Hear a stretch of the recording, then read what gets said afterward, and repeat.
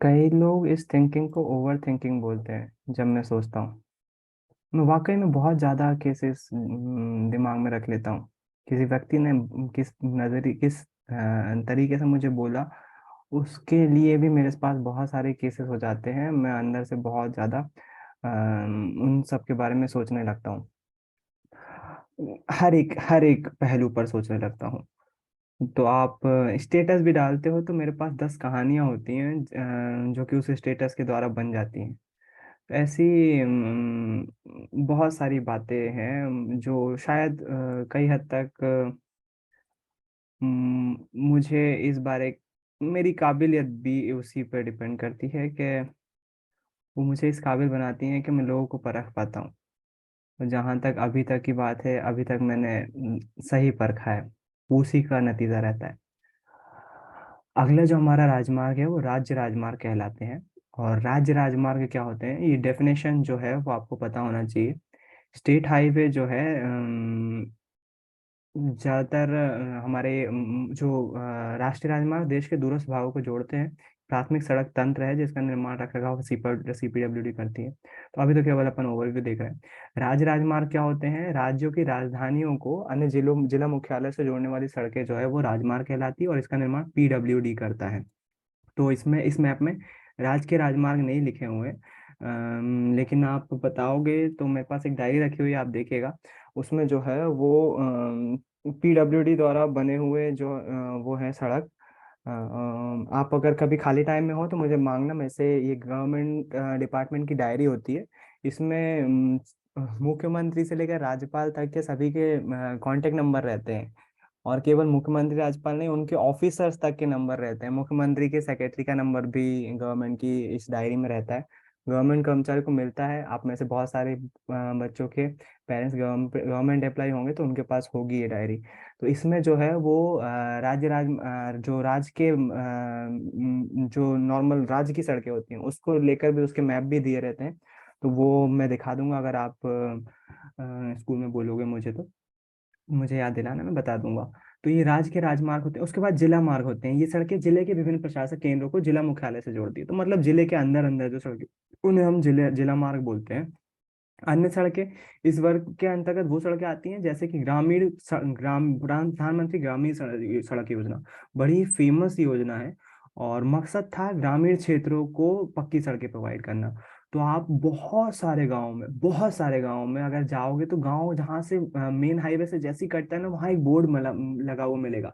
यह सड़क जो है प्रधानमंत्री ग्रामीण सड़क योजना के अंतर्गत बनाई गई। इसकी लंबाई इतनी है, शिलान्यास इतने टाइम हुआ था, और ये बहुत फेमस योजना है। और वाकई में गाँव की जो है वो सड़कें बहुत मजबूत बना दी है इस एक योजना मात्र ने।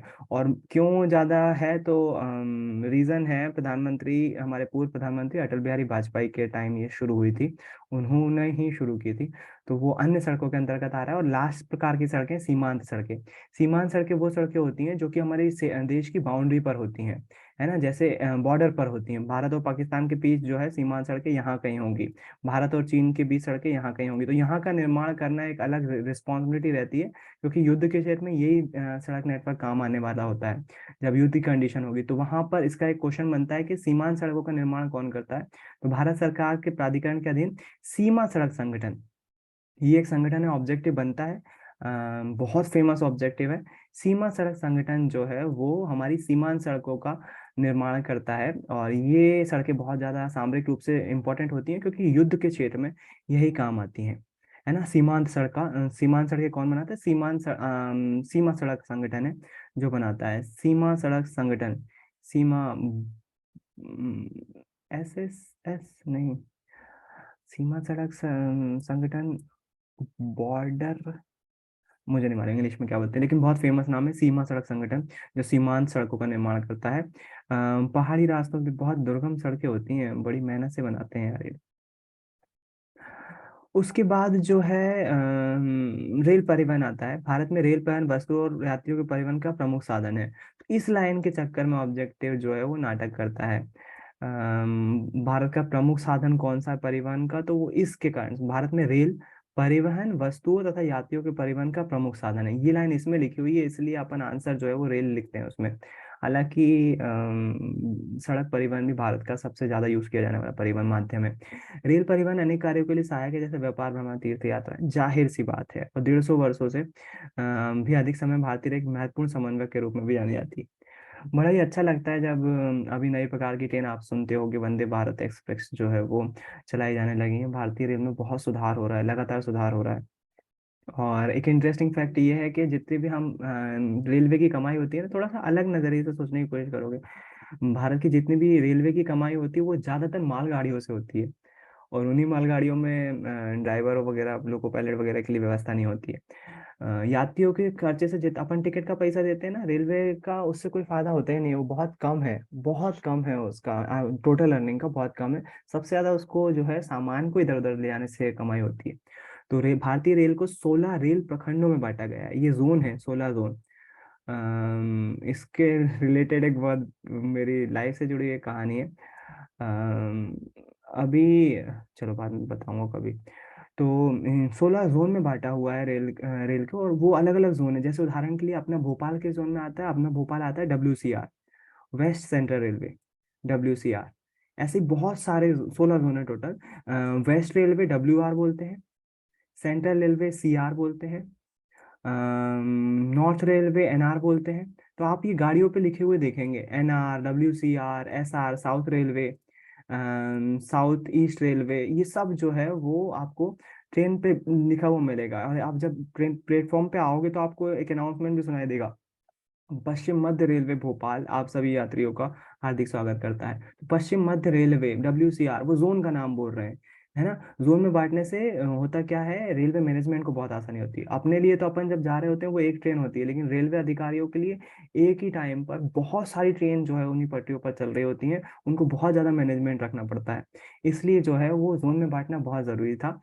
यहाँ पर जो है एक और ऑब्जेक्टिव बनता है, दो प्रकार की। ये इसमें एक इंटरेस्टिंग बात है, अब आप लोग को पता नहीं इंटरेस्ट आएगा कि नहीं आएगा, क्योंकि आपको तो भैया वही चीज चाहिए कि इन सब चीजों में इंटरेस्ट कहाँ ही लोगे, आपको और मायने भी नहीं रखता। देखो एक चीज सिखाता हूँ आज, जिन बच्चों को मायने रखता है कम से कम उनको तो पता होना चाहिए। हमारे यहाँ जो है वो 3 प्रकार की रेल लाइनें पाई जाती है, ब्रॉड गेज और मीटर गेज, और एक छोटी लाइन भी होती है। ये तो बहुत कम है, ना के बराबर ही समझो इसको। सबसे ज्यादा जो है वो ब्रॉड गेज है और मीटर गेज है। तो इसमें एक एक चीज होती है, आप देखो, आज एक चीज सिखाता हूँ। आपने कभी इंजन देखा होगा, तो इंजन पर क्या लिखा रहता है, इंजन पर इस प्रकार से,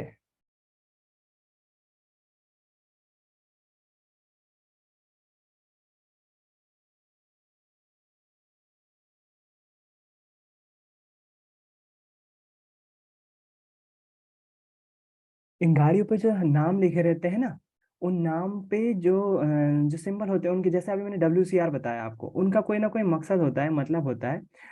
उसी प्रकार से आप जब गाड़ी का इंजन देखोगे तो कुछ इस प्रकार के सिंबल दिखेंगे। अरे कोई सा तो दिख जा भाई, ये देखो, यहाँ पर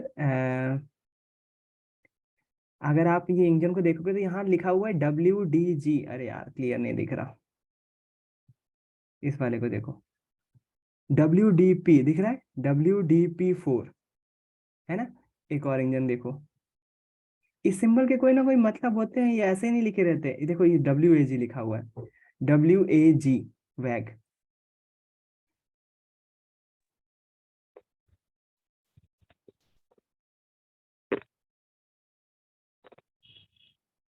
ये NTPC लिखा हुआ है, ये तो दूसरा है।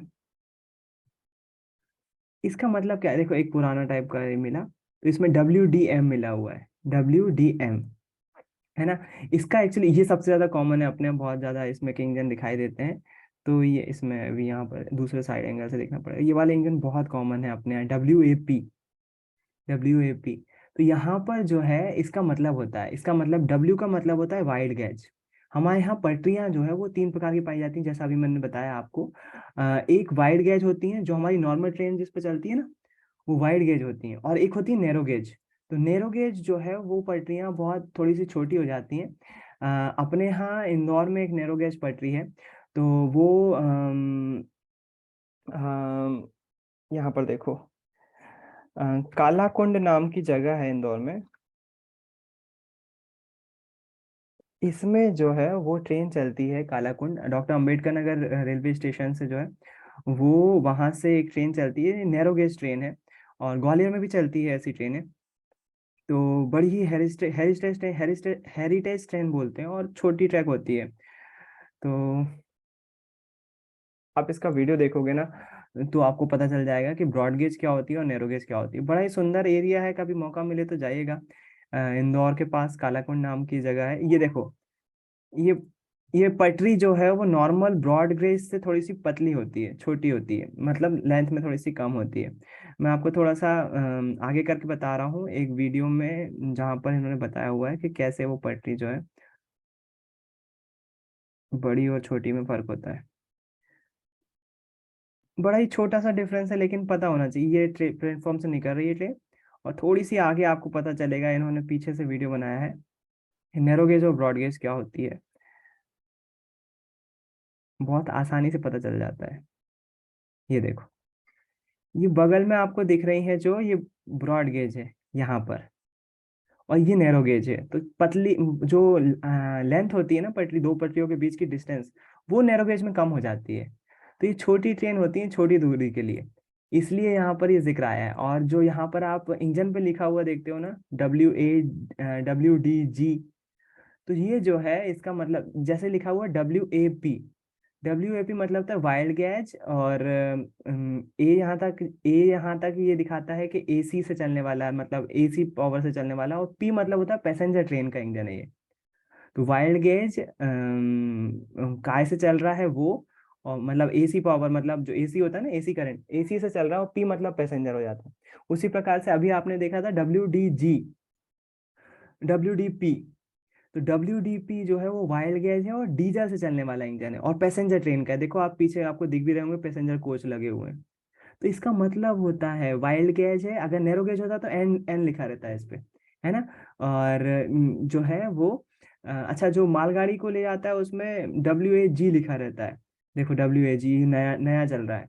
वाइल्ड गेज AC से चलने वाला, जी जी मतलब यहाँ पर गुड्स से होगा जहाँ तक है, मालगाड़ी को ढकेलने वाला। तो ये सब बहुत पावरफुल इंजन है, अभी तक का सबसे पावरफुल इंजन दिख रहा है आप, जो ब्लू कलर का दिख रहा है ना, WAG-12 करके है।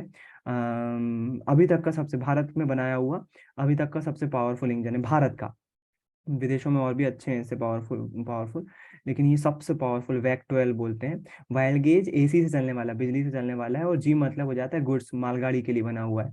तो इसका मतलब कभी भी अब आप ट्रेन में बैठो ना, और इंजन पे WDP या फिर WAP ऐसा लिखा देखो, तो उसका मतलब समझिएगा कि वो वैप इंजन है, या फिर वैग मतलब वाइल्ड गेज।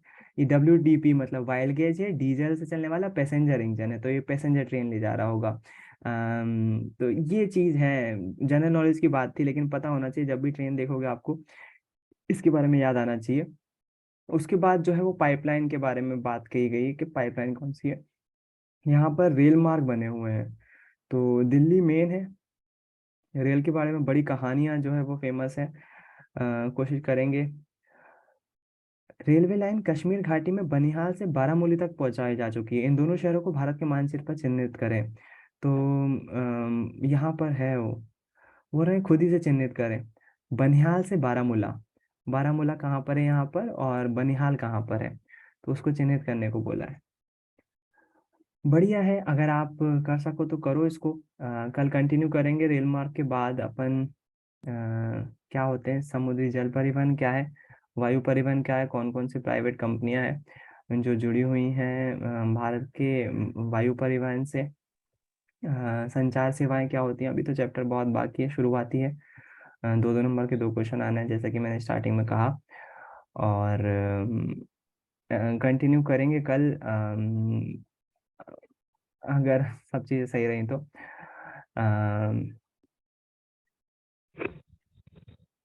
चलिए, मैं जाते जाते एक बार फिर से बात बोल रहा हूँ। वो गाना याद रखिए, अगर आप किसी का भला नहीं कर सकते हो तो आपको बुरा मत करो किसी का। आपको जैसा, आप जैसे भी हो वैसे रहो, मुझे उससे कोई दिक्कत नहीं है। आपको जैसा बिहेव करना है वैसा बिहेव करो। आप जिसके पास भी, जहाँ पर भी, जिस भी टीचर को फॉलो करना चाहते हो, मुझे उससे कोई भी दिक्कत नहीं है। मुझे दिक्कत है आप अपने नज़रिए अपने पास तक सीमित रखो। आप उन नज़रियों से दूसरों को नुकसान ना पहुंचाओ, जिसके कारण से आपकी वजह से दूसरे का नुकसान हो। अगर आप ऐसा कर रहे हो तो फिर मामला गड़बड़ है ना? फिर कहीं न कहीं हद तक जो है वो मुझे ठेस पहुँचेगी, और वो आप तो नहीं चाहते हो, लेकिन वो उन बच्चों के लिए बुरा होगा जो मेरे प्रति समर्पण रखते हैं, जो मेरे से कुछ सीखना चाहते हैं और जिनको वाक़ई में कुछ लगता है कि इस इंसान को थोड़ा बहुत कुछ पता है, नॉलेज। वो थोड़ा बहुत जो है वो अगर वो बच्चे वैल्यू करते हैं, तो प्लीज़ करने दो। आप अपना माइंडसेट अपने आप तक रखो, आपको जैसा आपकी लाइफ में करना है, आप पॉलिटिक्स करना चाहते हो, आपको राजनीति करना है, आप करो।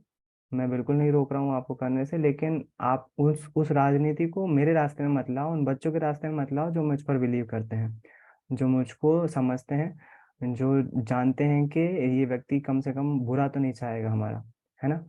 तो वो अपने पॉइंट ऑफ व्यू अपने अपने तक सीमित रखो, और ऐसी कोई भी बात ना कहो, और ना ही फैलाओ, और ना ही एक्ट करो, जिससे आपकी वजह से किसी और को परेशानी हो, है ना? और रही बात पेपर्स की, तो मुझे यकीन मानो कोई भी इंटरेस्ट नहीं है उन पेपर्स में, बिल्कुल भी रत्ती मात्र का भी, क्योंकि मैं बिलीव करता हूँ खुद में विश्वास रखता हूँ, और खुद की मेहनत पे विश्वास रखता हूँ। अगर मुझे थोड़ा बहुत भी नॉलेज होगा मैथ्स का, तो वो चीज़ मैं अपने साथ पढ़ने वाले बच्चों के रिज़ल्ट पर बता सकता हूँ, है ना? तो मुझे बिल्कुल भी मेरा केवल मकसद केवल ये था कि आपके इंटेंशंस जान सकूँ, आपका नज़रिया जान सकूँ, आपका समर्पण जान सकूँ, और वो मुझे भली-भाँति पता चल गया, है ना? तो बाकी आप पर डिपेंड करता है। गुस्सा तो ऐसी आ रही थी कि मैं बिल्कुल ना करूँ एक्स्ट्रा एफर्ट, बिल्कुल बंद कर दूँ। लेकिन कई बच्चे ऐसे हैं जो वाक़ई में सीखना चाहते हैं, सीखने के लिए जुड़े हुए हैं। तो मैं बिल्कुल भी उनके प्रति वो नहीं कर सकता, उनके उनके साथ नज़र 1-2 बच्चों के चक्कर में उनके प्रति कुछ नहीं रख सकता। इसलिए आपको जैसा लगता है वैसा करो। उम, भला किसी का कर ना सको तो बुरा किसी का मत करो बस, है ना? आज के लिए इतना ही रख रहा हूँ, कल फिर मिलेंगे। आर क्लास अभी भी गर्ल्स के लिए नहीं है, मैं बिल्कुल भी परमिट नहीं करूँगा आपको। आपको आना है, आप आइए, आप अपनी क्लास में बैठे रहिए, आप पढ़ाई करते रहिए, मुझे कोई इश्यू नहीं है, लेकिन मैं आपको नहीं परमिट करूँगा बैठने के लिए। आज के लिए इतना ही, कल फिर मिलेंगे। बाय, गुड नाइट, जय गुरुदेव सभी को।